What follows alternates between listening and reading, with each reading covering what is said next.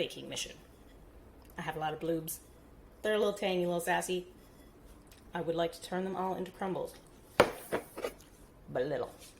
Let's do this. First up, crust. Melted butter, brown sugar, flour. I'm using multigrain, oats. More oats than flour. I am team oats for crumbles and crisps. What do you call them? Everybody seems to call them something different, sort of like cobblers or whatever. I'm going with crisp, fruit crisp. I'm making a blueberry crisp. But yeah, crumble seems like the most normal term that most people use. I acknowledge I'm weird. A little bit of salt, not strictly necessary. I use salted butter. Cinnamon. Yeah, just a smidge. It's a baby recipe. But if you love cinnamon, do you? Next up, the filling.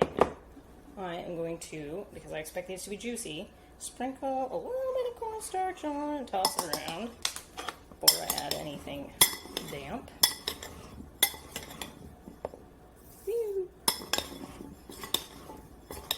I don't do this with apples, but any berries, I always add starch because it gets soupy. Not necessarily a bad thing, but can be weird.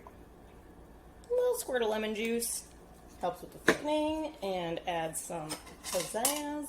And I happen to have an actual lemon, so I'm gonna a little zest in there too. God, I love zest with berries. It's so good. Always do it. Always.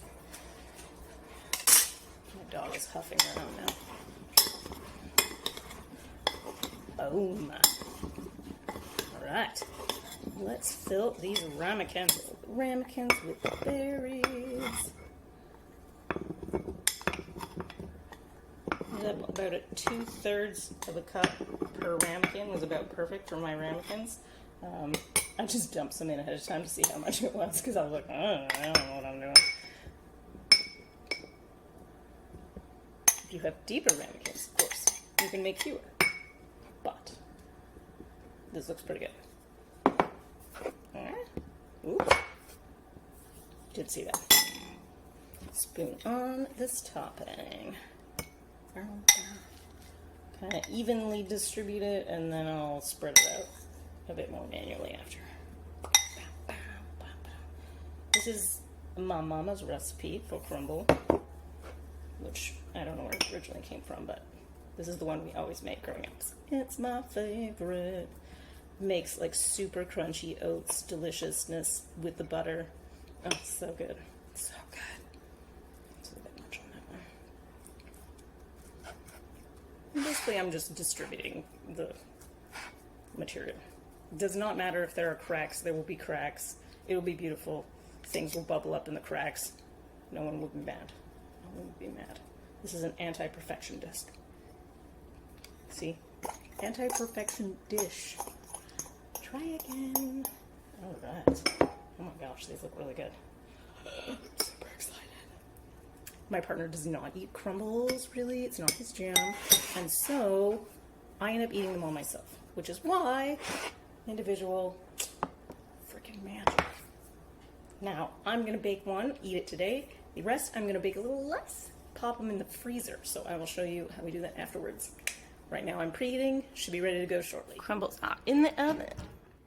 Look at that beautiful, still bubbling in the corners. So I took these ones, these lighter brown ones, out at 15 minutes.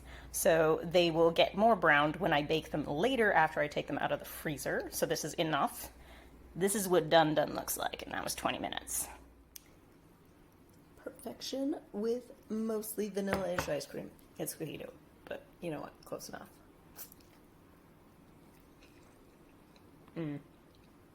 That's really good. Alright, it's time to pack it for the freezer.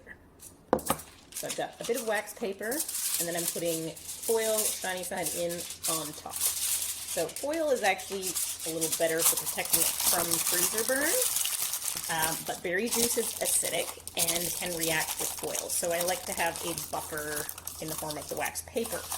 When you take it out to bake it, you are going to pull out the wax paper and then use the foil as part of your baking, especially if it's still partly frozen. You want to bake with the foil and then take off the top to finish browning.